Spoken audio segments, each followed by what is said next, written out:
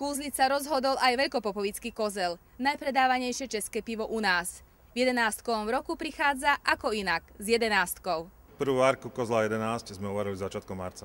Kúzelný rok s 11 na konci prinesie aj zaujímavý dátum. 11.11.2011. Na tento výnimočný deň máme pripravené jedno prekvapenie, ale to vám teraz ešte neprezradím. 11 je pre kozla naozaj čarovná. Objavuje sa aj v ďalšej aktivite značky. Tá je totiž okrem iného partnerom Kozel Žákovic Open a tento rok je práve 11. ročník festivalu. 11 je čarovná.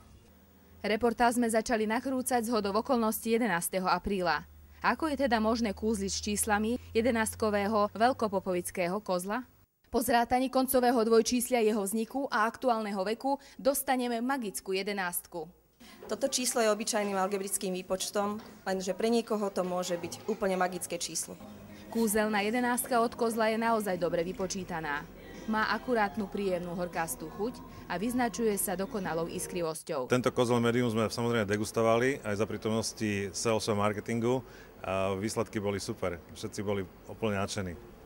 Navyše v súťaži Zlatý pohár Pivex Pivo 2011 sa stal veľkopopovický kozel najlepšou 11.